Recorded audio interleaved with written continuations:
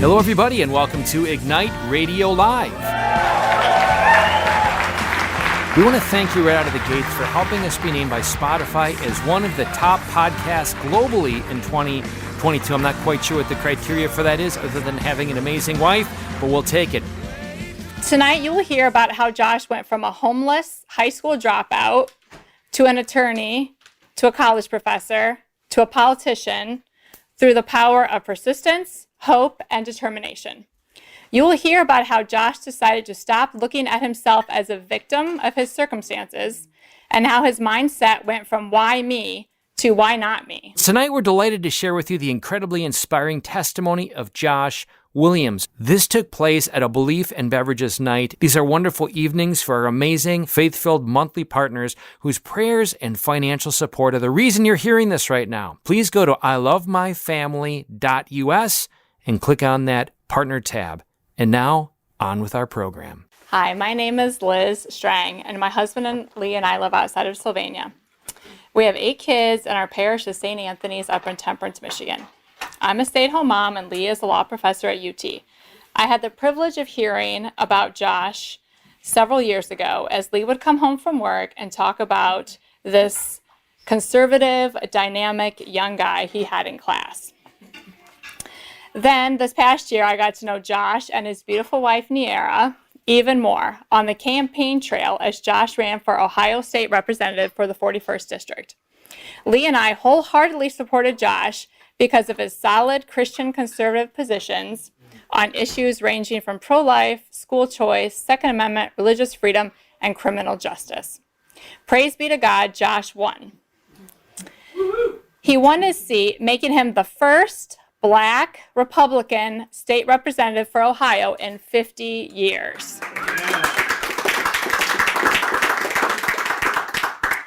Josh's election win is even more powerful when you understand the difficult road he has traveled.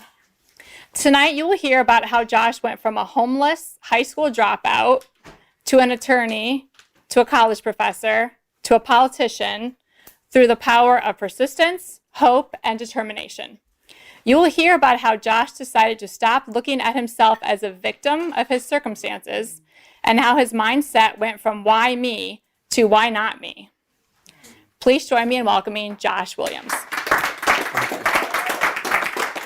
Thank you for that. I really appreciate that introduction.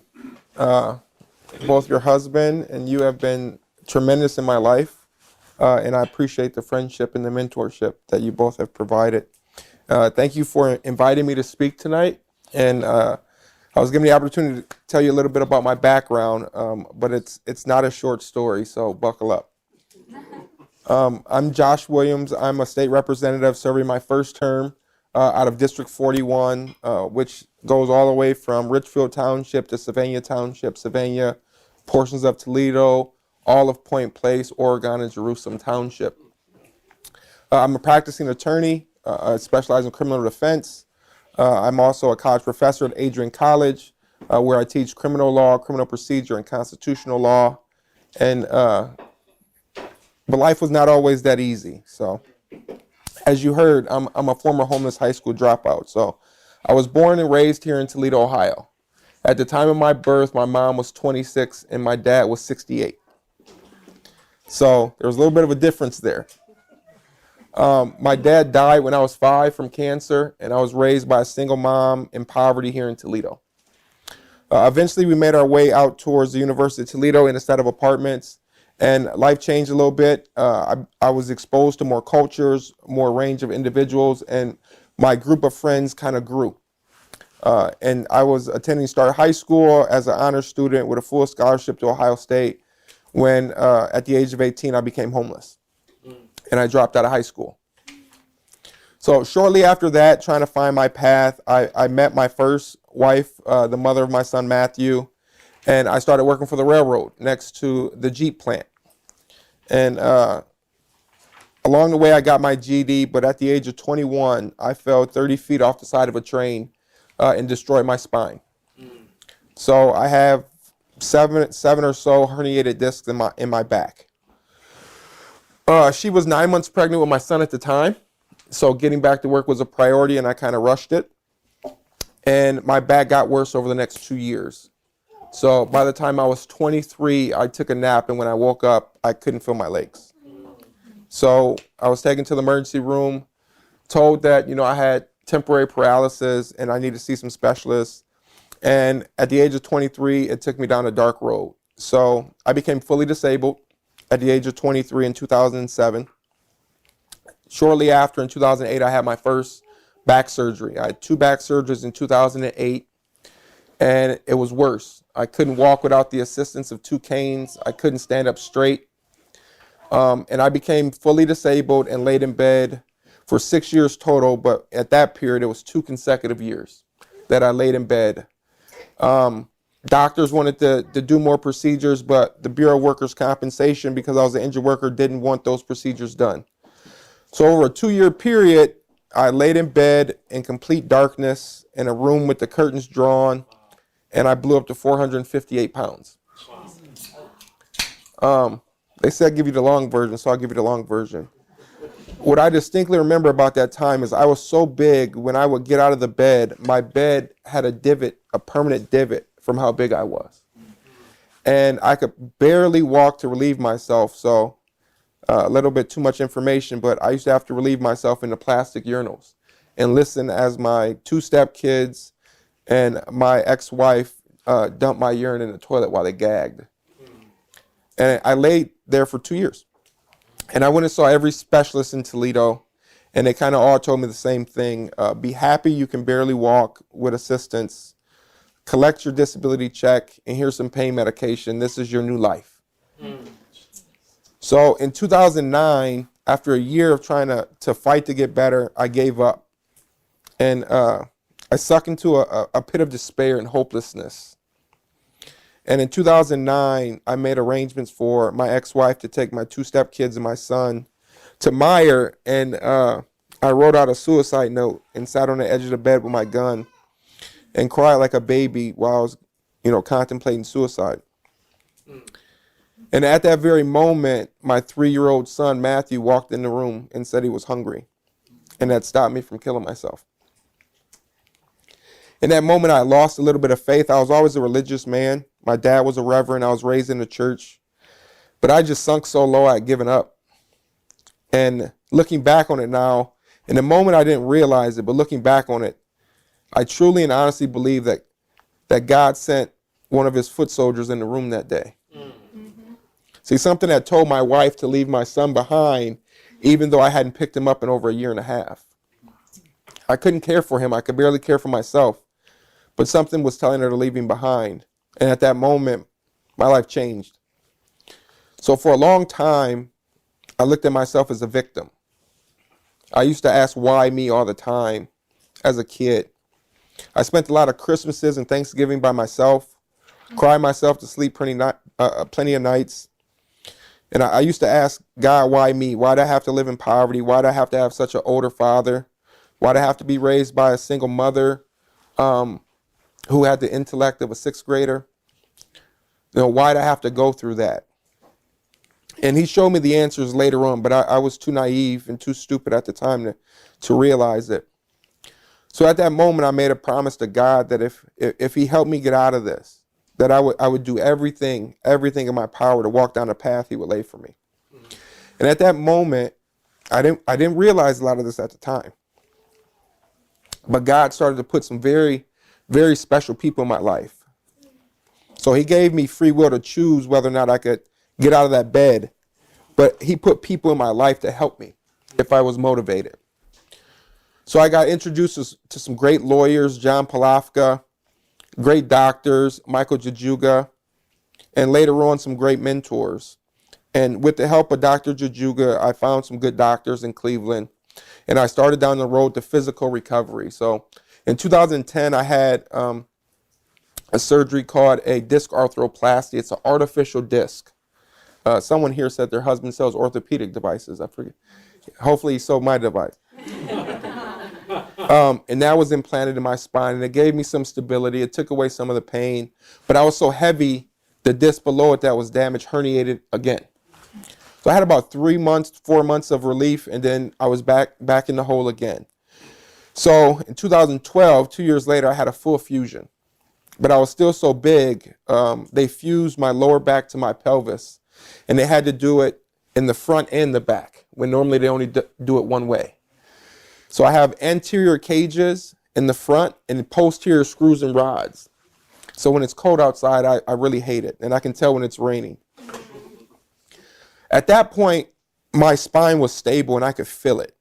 And I started physical therapy, and I started to feel really good.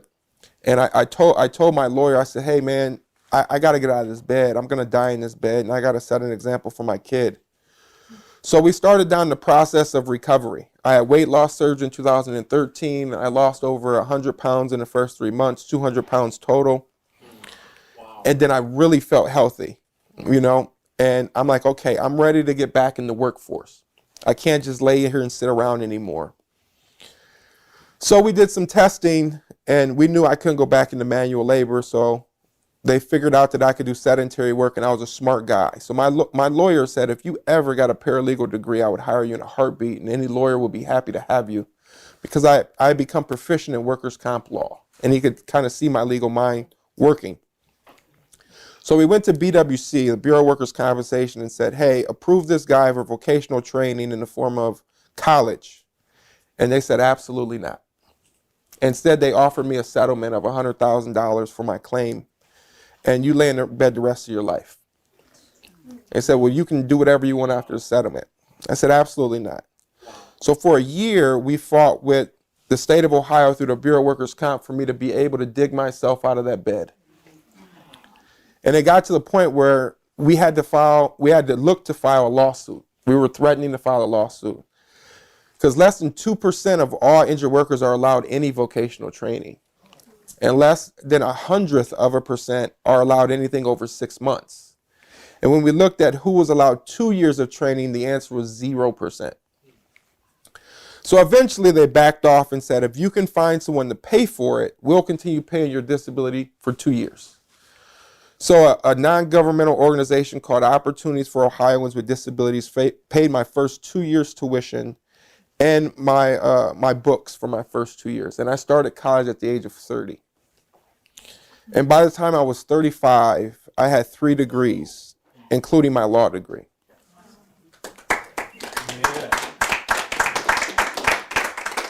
So when I was finally given the opportunity and I had hope again, the sky was the limit. When I hit college, a lot of my peers did not like me because I worked hard. I had a mission. I felt like God had placed me there.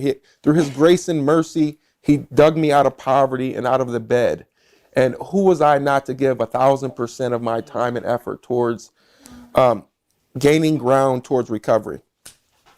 So I graduated with an associate of applied science in paralegal studies with honors or with distinction.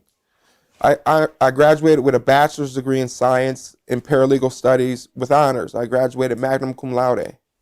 And I obtained a full scholarship to the University of Toledo College of Law, where I went for 2.5 years and graduated early. And Professor Strang was one of my professors. He was actually my first professor in law school. And I've told some stories about Professor Strang before. I won't occupy too much of your time. But it was refreshing for me to see in a very liberal university a conservative professor who could articulate his arguments with such authority that you couldn't refute it with emotion. On cue. And Professor Strang, right? Yeah, I guess I spoke you into existence, I guess. But it was refreshing to see a professor like him with a lot of our liberal professors. And I can honestly say that man drove my thought process forward and helped me grow as a student and as an individual. He used to challenge me to not only argue my position that I faithfully believed in, but the counter position. So he would hear another student say a position he knew I agreed with, and he would call me and say, do you want to counter that? And I knew what he was doing. And I learned those skills to argue positions I may not believe in, but I need to be able to use logical thinking to get to a rational conclusion. And that's benefited me so much. And that time in law school was a very, very tough time for me because I'm a black conservative in a liberal school with a lot of socialists that couldn't understand how I could be a conservative and be a black man in America. But it was a testing time, and I stood strong, and it led me right into the career that I have now. So I graduated from law school and got sworn in.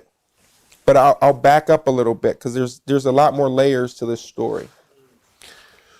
So in my sophomore year of college, while volunteering in my community, where I volunteered for 15 years even when I was disabled, as a secretary of a board for a nonprofit, a lady was kicked out of our league.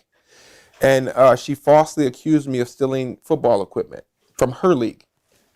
And even though I had 2,000 documents to prove my innocence here in the state of Ohio, they allowed her to go behind closed doors and secret grand jury testimony and lie. And in 2015, I was falsely indicted here in Lucas County with 2 felonies, breaking and entering with the intention to commit a felony and felony grand theft. And it took 1.5 years for me to prove my innocence. And that case was finally dismissed and sealed in Judge Duhart's court. One of the reasons it was sealed was we went and petitioned the court to have it sealed, and one of the reasons was I was on my way to law school, and I was applying, and it was holding me back. And he fought with the state for a little bit from the bench and granted my motion to seal. 2 years later, when I enrolled in law school, I walked in the hallway and saw Judge Duhart. He's one of the professors there. He teaches child practice. And I walked up and I reminded him that I was a former defendant in his courtroom and that I would be taking his class when given the opportunity. And I took that class, and it was an extreme honor for me to do well with a Democrat judge in my political beliefs and my conservatism, to make sure I showed him a different view of black law students. And that was the only class I earned top honors and booked in law school. And when it was time for me to get sworn in, well, I'll back up a little bit. When it was time to engage to my beautiful now wife, Niera, we made plans to have a simulated trial in his courtroom where her family would serve as the 12 jurors, and I would plead guilty to breaking and entering into her heart.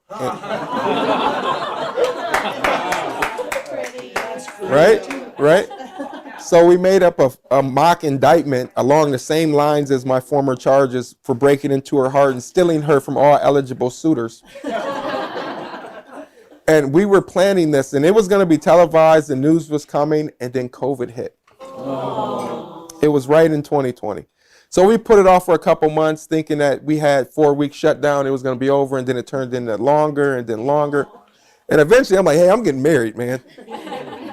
So, I asked for I previously asked for her hand in marriage from her parents, and finally I proposed, and we got engaged.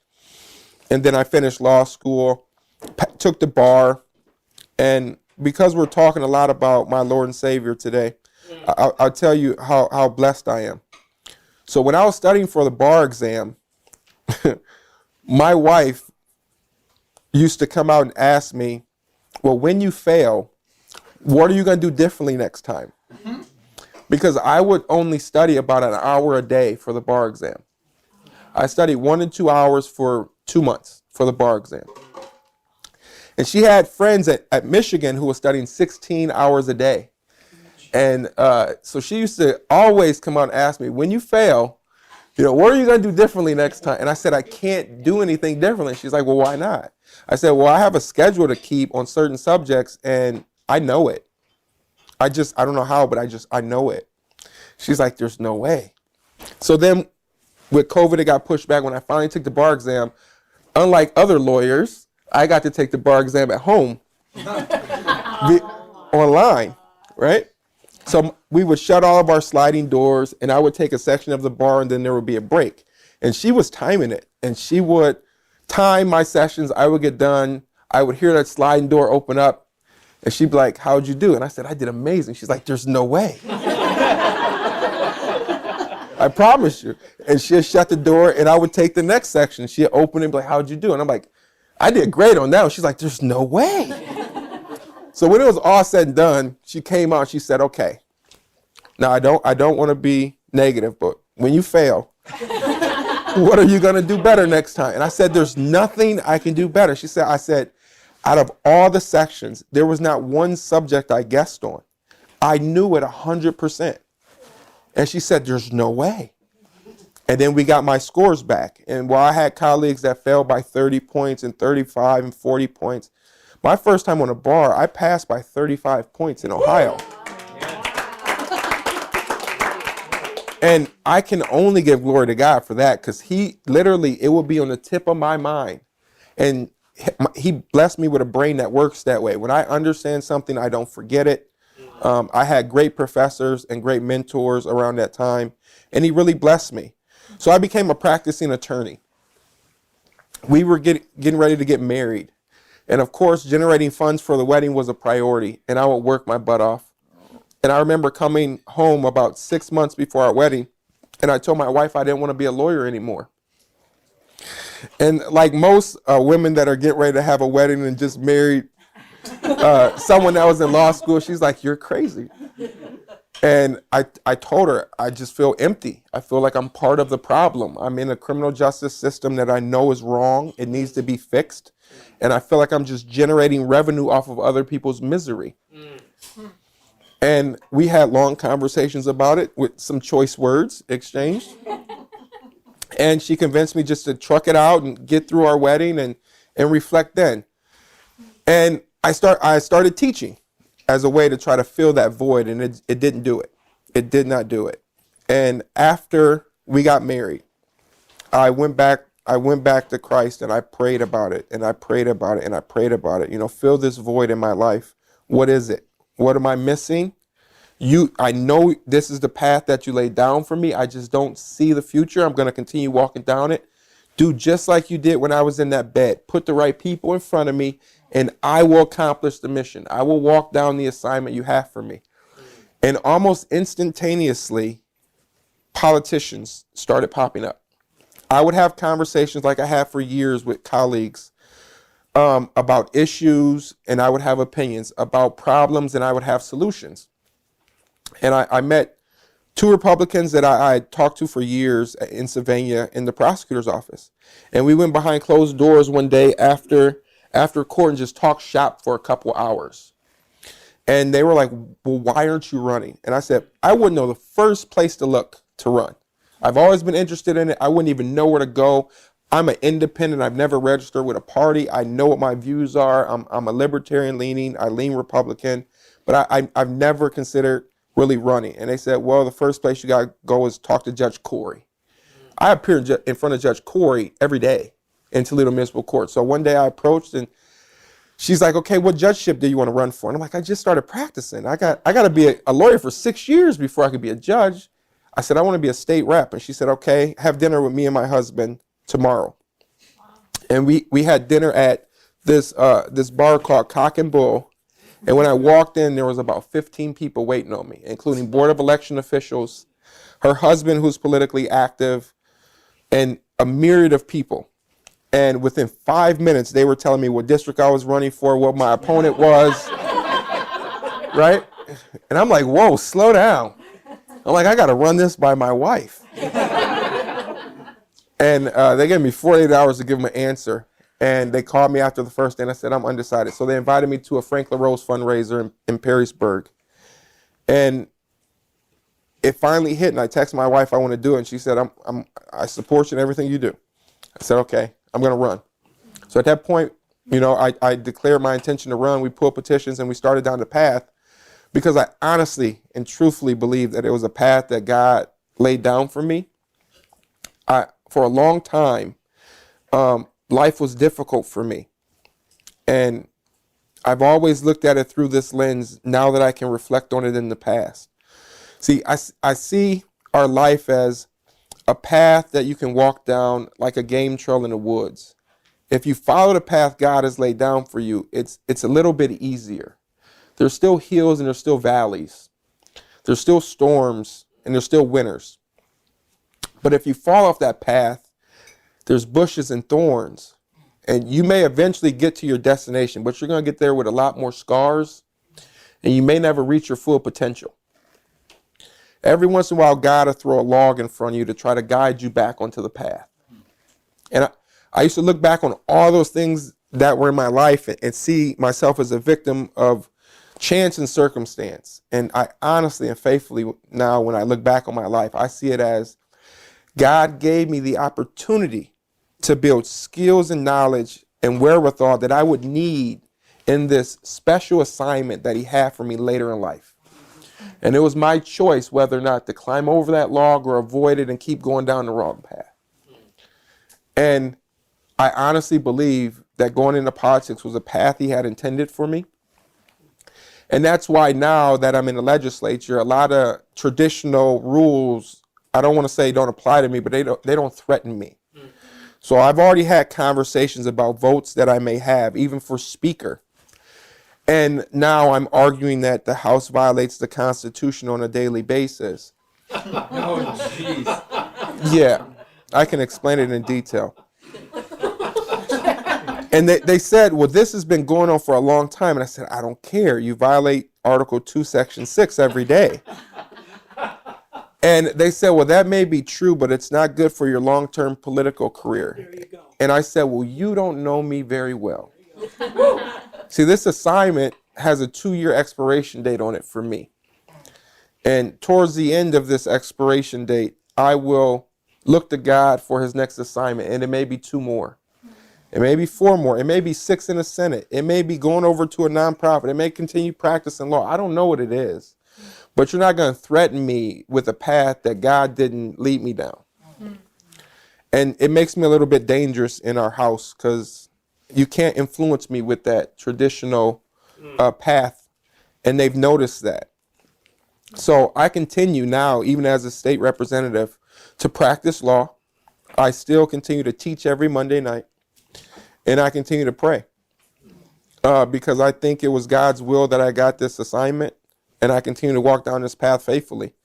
And I do it with excitement and joy, knowing that it may be my job to bring people closer to his kingdom through the legislature. So I continue every day trying to walk down this path, and I believe part of that path is coming here and talking to you guys today, so I appreciate your guys' time. And there's 1,000 more layers to the story that I could tell you, but it'll go on for hours. So I won't bore you. But I appreciate the opportunity to talk to you. I appreciate the opportunity to serve many of you that live in my district. And I believe I serve all of Ohio, not just my district. And I will continue to be a champion for conservative Christian values in the legislature, no matter who the speaker is, no matter who the majority is, and no matter who's in control of my party, because I don't operate and I don't walk and wake up every day for a party. I wake up for Christ, and I continue to try to live my life according to those values. So whether I'm practicing law or teaching or legislating, I think I'm doing God's will. And when I step out of that lane, I believe he's going to throw a log in front of me and show me the direction to get back on it. So thank you, guys.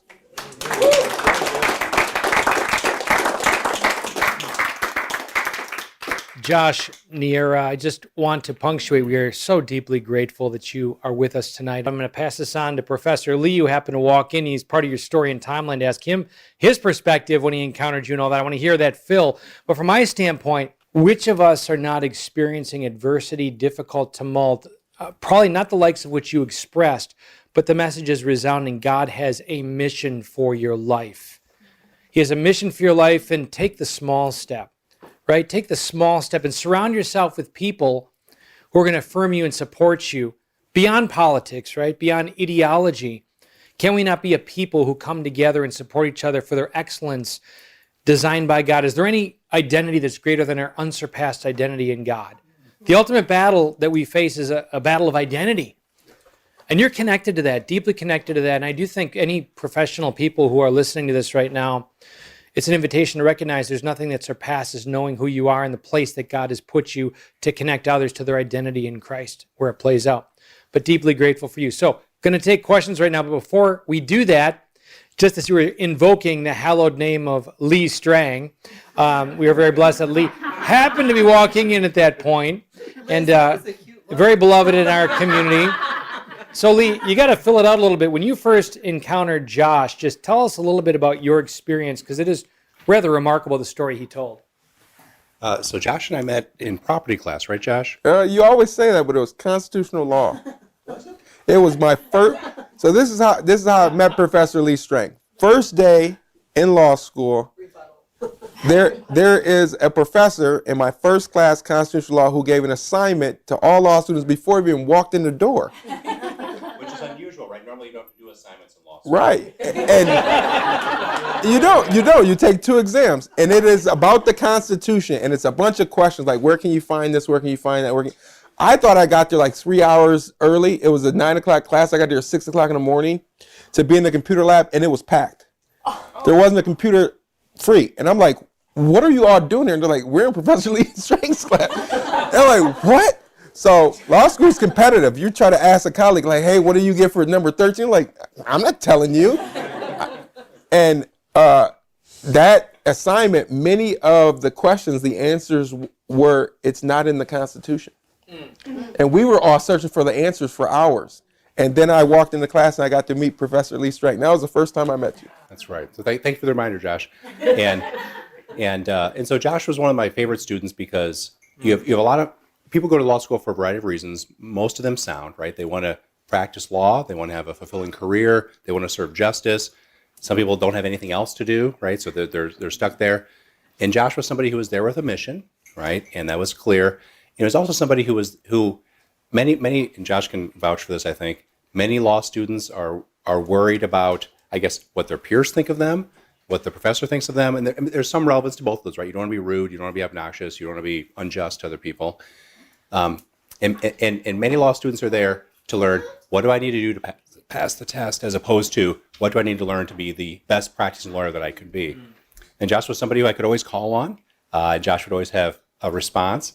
I could count on that. I could always count on him to, if there was, in the audience of the classroom, if there was a view that I thought would be unpopular among the students, Josh would be somebody I could call on to articulate what might be the unpopular view. So I always enjoyed having Josh in class.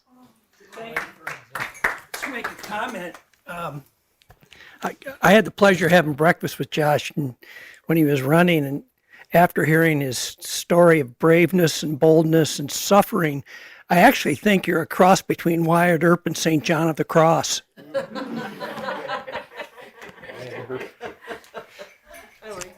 I think one of the maladies of this age, at the very core, the root, is subjective caprice.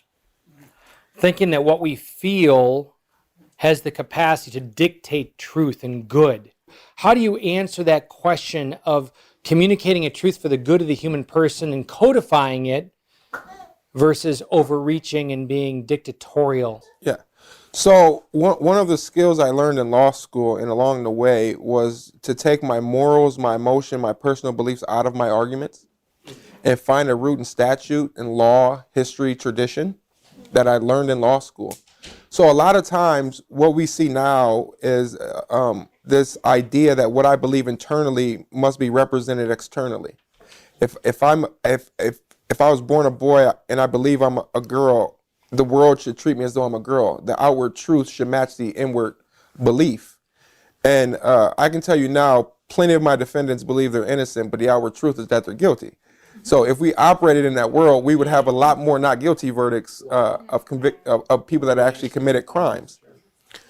So in the realm of pro-life, it's very simple. The distinction that is drawn between my beliefs and my counterpart is that it's not an emotional argument about individual autonomy.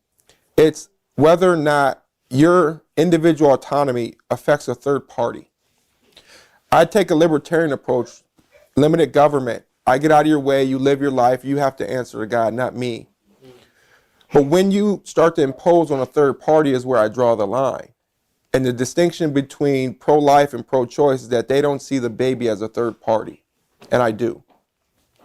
So I believe that the governmental interest in stepping in to protect life outweighs a pretend liberty interest that was not contemplated at the time our Constitution was drafted, debated, ratified, and enacted.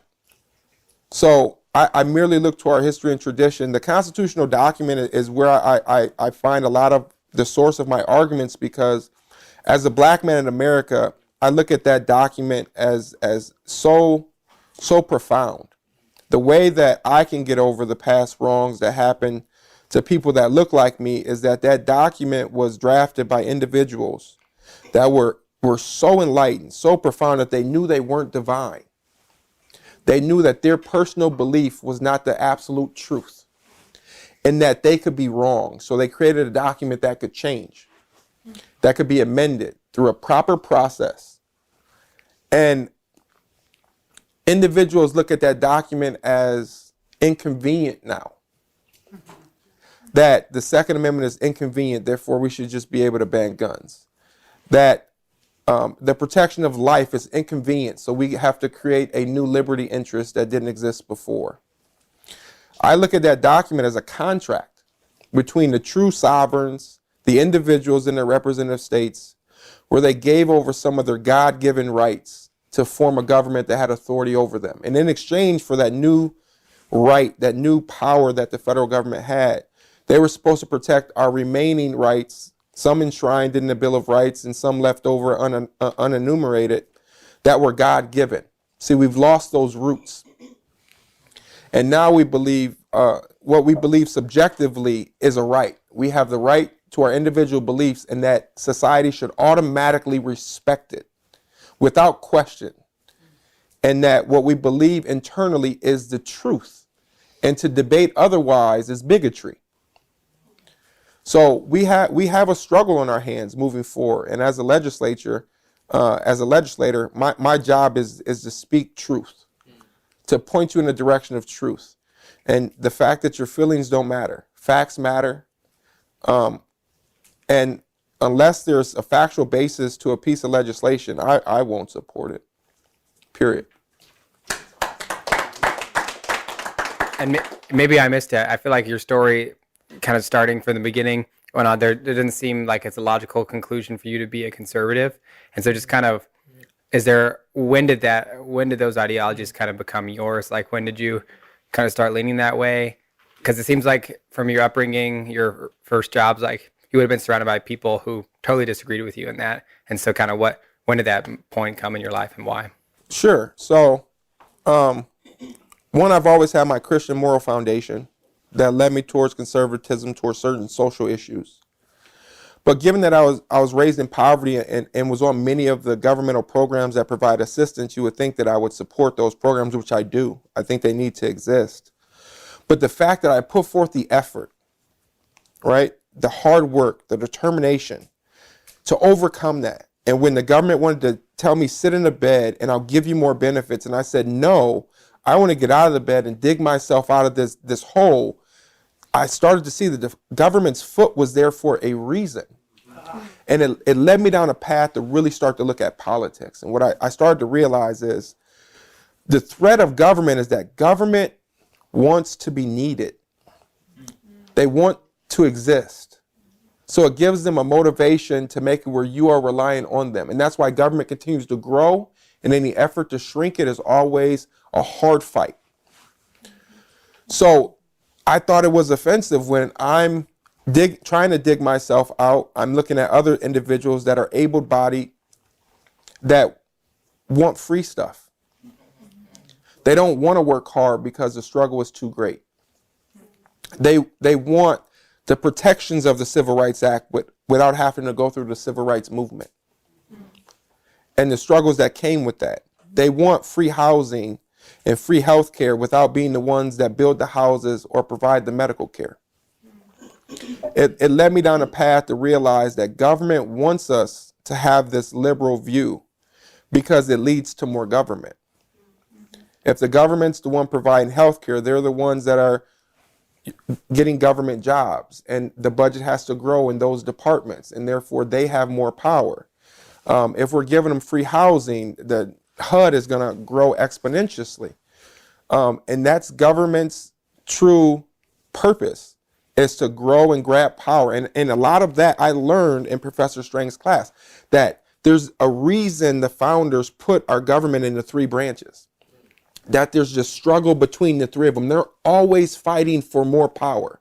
And if you create that power structure correctly, one branch has to pull power from another one in order to grow. And that branch is not going to want to lose power. So it fights against those incursions, right? But as a people, the government has noticed that they can go to us and grab power from us. And we are just so willing to give it over. COVID was the perfect example. We were so willing to give it over. And COVID had an a severe impact on the way I viewed society. I used to think that we had kind of our own interest at heart as a society, absent government. And I'm like, no, we don't. We literally want comfort and safety. And instead of looking to Christ, we're looking to government. So instead of, the saying I always say is, instead of looking to God, we look to the government. Instead of chasing Christ, we started to chase a check. And the government is ready, willing, and able to hand out stuff to us for our vote. And that led me to be conservative and be a Republican. We've heard, I think, a powerful punctuation over the last 4, 5, 6, 7 years that it's not a problem with skin, it's a problem with sin. Now, I think that might be an oversimplification. On this side of things, it's been politicized, it's been weaponized. Let's just name that, got it. What are things that stand in the way maybe that might tap the hearts of those who aren't Caucasian to help them recognize what I truly believe is many more would be about the good? Permission to be bold. So many of the people that God sent into my life to help me dig myself out of poverty and out of that bed, which I didn't dig myself out. He literally was a helping hand. The footstep poem is exactly the way my life was, right? I really thought he abandoned me for a long time. And I just realized later on, looking back and reflecting, that he carried me through it. And not only did he carry me through it, but he passed me off to others to carry me at times. And other than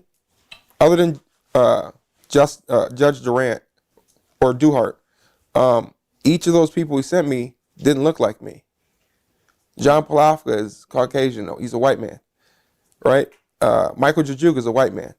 My boss, mentor, and deep friend, Stephen Groth, who I didn't talk about much, who represented me as a criminal defendant when I was falsely accused and hired me as an intern and then a paralegal and then a law clerk, and was willing to pay half of my tuition in law school when I found out before I got a scholarship. And I've worked at the same law firm I walked in as a criminal defendant for the last 7 years. And now I'm in the criminal defense section, and every trial he has, he wants me next to him. They didn't look like me. So the simple answer is, it's not to ignore that color exists. It's to know what has happened to individuals that don't look like you and give increased access to those individuals. So my boss, when he saw me, it reminded him of a friend that he had that looked like me that passed away. And when he had the opportunity to help me, literally, and he's Jewish, God put it on his heart, why wouldn't you? And he's been supportive since then. It's understanding that there's individuals out there that look like me that are motivated, that are ready, willing, and able to change and grow both towards Christ and socially and economically. They don't know how, they don't have access, and the system's not built for that. And it's literally taken a positive effort to go back and reach down. And now that I dug myself out, my job is not to continue climbing. It is with every opportunity I have to reach down and pull people up with me. And the ones that are willing to reach and climb and give effort to overcome while I'm assisting them, those are the ones we help. And the ones that are content with staying down and saying, no, thank you, I'm fine, leave them behind. Thank you so much. Powerful stuff, Josh. Having been an evangelical for, 30 years, our great story is always about how God saved me, how God came into my life and I was born again, how I came to know Christ. Been a Catholic now 20 years, and the great part of Catholic thinking is, what did I find in my suffering? where my salvation came through baptism. What did I find in my suffering? How did God speak to me closely in the hours of my darkness? How did God speak to you when you're on that bed weighing 400 pounds? And what did you take away from the beauty of your suffering? That suffering is real, that free will is real, and that he gives you the choice either to continue suffering or come towards salvation. And that's not just in your faith, but it's in everyday life. Everyday life. You make a choice to stay in a burning house or escape it. When you take that mentality into everything you have, you know, I was in a long marriage with a lot of suffering, right? And it took effort and a lot of pain to walk away from that towards what I consider my marital salvation over there. So even in my personal relationships, it took a lot to get out of that marriage and walk away. I have 2 stepkids from my first marriage that as soon as I walked away from that marriage, I raised them 15 years and treated them as mine, and they haven't talked to me in 4 years. And I prayed and prayed and prayed to God after walking away from that marriage for him to send someone, not only someone that could support me, that could help me grow in my faith, but someone that was equally yoked. So for me, people in your life, it was a profound message I heard one time.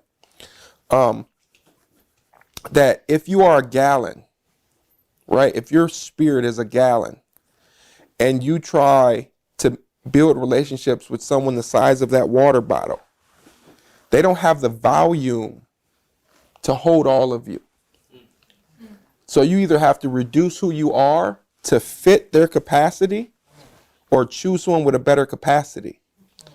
And I took that into the next phases of my life, and that led me to meet my wife, who I believe is equally yoked, has the same capacity as me. And I don't think will either come to fulfilling the total volume that we have available to us in our each individual lives. But that suffering can lead you to a point where you either choose to stay in it. Sometimes you can even learn to appreciate the suffering and stay in it because you're scared of what life is like without the suffering. You're scared of not knowing you've known suffering so long. You don't know what it's like to not suffer. I was on pain medication for over a decade. And I had a doctor who wouldn't get me off of it. And I found during one of my procedures, I found a brilliant young doctor, another person God just randomly placed in my life. I was going to get a procedure done called radio frequency ablation. One doctor did this side. He was my normal doctor. The other doctor, my doctor's on vacation, this young, brilliant guy, it was the other way around. He did this side. This young, brilliant doctor is going to do this side. And I tell him, he said, how did the first one go? I said, oh, perfectly. I have no more nerve pain. But now I got pins and needles on this thigh. And I think it was from the radio frequency ablation. He told me, no, it was from this. And he told me the exact diagnoses, like walking past me in the hall. And I'm like, man, that guy's crazy. There's no way. And I sat there and I Googled it and it was perfect. I'm like, oh my God, he's brilliant. I'm like, hey, I've been trying to get off these pain meds for years. This doctor won't get me out. Will you? And he's like, absolutely. If you're willing to go through the pain, the struggle to get off of them. I met that guy and he's still my doctor to this day. And I was used to the suffering of being on a 12-hour long dose medication where I would have 10 hours of relief and 2 hours of pain until I could take my next pill. And then it would kick in, I get 10 hours of relief. And when it was time to get off of that, knowing that my body would go through a withdrawal period, the uncertainty of what it was like, I said, maybe I just want to stay in this cycle of suffering. And God sent me someone that said, you don't have to suffer anymore. There's a path forward if you're willing and able and you have the courage to step. And I said, absolutely. He put me on a schedule to step me down off of the pain pills. And I said, I want to go quicker. He said, no, we're going to do it over 6 months. 30 days later, I went into his office and I threw him a whole bottle of pain pills. And he's like, what are these? I'm like, that was last month's. He's like, you didn't take one? Nope. I'm not scared. I'll go through this suffering until there's a bright future. And I've been off pain. And now he even put in a spinal implant. We removed that. I haven't had a pain pill in years and years. Like professors didn't know. When I was in law school, I had a procedure done to put metal wires up my spine to send electrical signals. And I took an exam, and one of the students tapped me before the exam started and said, "Hey, you're bleeding." And I said, "Oh, that's fine." And I was bleeding down my leg from a wound because I had surgery the day before. And I was in law school taking an exam. I wasn't scared of the suffering because I actually had hope that I wouldn't suffer anymore. See, that's the difference. Some people sit and are so used to the suffering, they only know its existence and they're scared of what is possible outside of that suffering. And me, I just had a different mindset. I was hopeful of what was on the other side because I knew I couldn't suffer anymore. I was at my max. I knew I knew if I could tolerate this, what was on the other side couldn't be worse. And if it was, I could take it. I could take it. And guess what? All that suffering's gone for me. Most of it.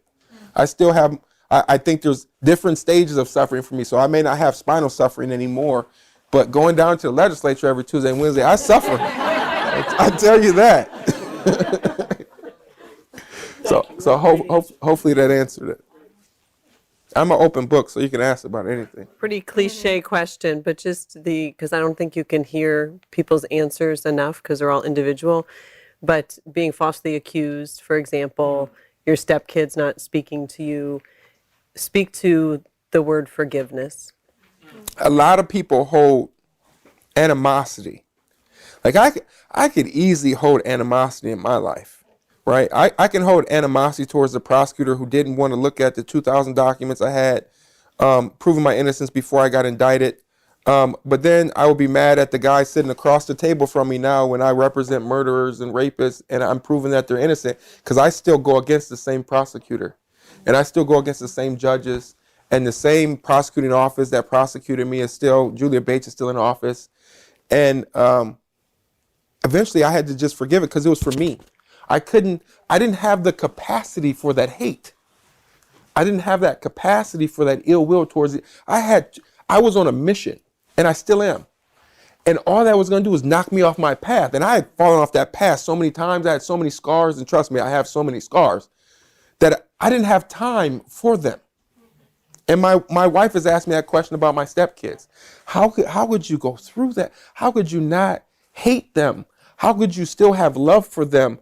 And I don't have the time and the capacity to put effort and emotion into that hate. God has so much for me to do when there's so little time. I don't have it in me. So it's more than just forgiving them for my own salvation.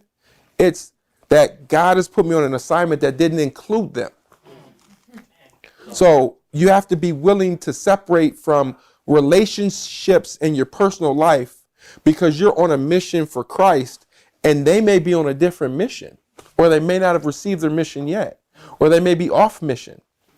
Right? They may have a different assignment that are going to lead you apart. And if God has intended it for them to be back in your life, those paths will verge again. So I walked away from that past relationship. My wife cannot understand why I don't hate my ex-wife. She can't understand it. And I don't have the capacity for that in my life. And two, I don't have that emotion. I don't want to show that emotion. I don't have the effort. I'm drained enough. I give enough. Right? That's just the effort I could put into that hate is going to take me away from the moments that I have to put towards good legislation, towards good teaching in my classroom, towards good relationships with my wife and her family and my son. That time and effort that I could spend soaking in my sorrow on a daily basis, every second you think about it, you're taking away from a second you can commit to Christ. So why give it? It took a lot of maturity for me to get there because there was a lot of, my middle brother is the person that sits in that sorrow, that sits in that hate and can never let it go. And I'm the entire opposite. I let it go. I don't got the capacity for it. Sometimes I don't have the will and I'll have that momentary burst if, I get in certain situations, I'll give a couple seconds. But so I'm not a pushover, sometimes I can't turn that cheek. But a lot of times, I believe that, if someone smacks me on that cheek, I'm supposed to turn that other cheek. But if I'm walking down God's path and they're not walking with me, they won't have the opportunity to strike the other one. The distance between us will get so great they'll never have the opportunity again in life to strike me. It's available. I'm ready, willing, and able to take it. You just won't have the opportunity because I've been given a different assignment, a different path to walk down. As you were hearing your husband speak, just candidly, kind of what was moving through your heart? What were your thoughts? And you can decline. You can plead the fourth or fifth or whatever. Just the fifth. But just you decline. All right. All right. I'm extremely proud of Josh. I almost cry and tear up every time because he went through so much, and that he gave you guys a long story, and it's way more to it. He's been through so much, and every day I look at him, I'm like, wow, like you're still going, you're still pushing, and we're completely different. God is still working on me because a lot of the things that happen in his life, I don't understand how he forgive and just move on, and it's big things, guys. So for him to just dedicate his life to God and helping others all the time, this is not a show, like this is really him, and it just does something to my heart. It's helped me out a lot, and I love him so much, and I'm just so honored to be his wife, and I'm so proud of him. You've been listening to a very special episode of Ignite Radio Live. Check out other amazing programs at igniteradiolive.com. And we do invite you to support us at our main page, ilovemyfamily.us. Help us out by clicking on that partner tab. Ignite Radio Live is made possible by the generous support of a number of amazing Kingdom Builder companies. You can find out more at massimpact.us/kingdom. But just to name these: All-in-One Payroll, Becoming Gift, Caruth Studio, Cronin Auto Family, Imago Dei Video Productions, Interstate Commercial Glass, Isabel Financial Services, MFC Products, Resourcement, SJS Investment Services, and Turning Point Chiropractic. If you want to know where you can turn for awesome services with great reliability and a heart of faith, go to massimpact.us/kingdom and consider becoming one of our business benefactors if you are in such a place. Abundant blessings to you and your family.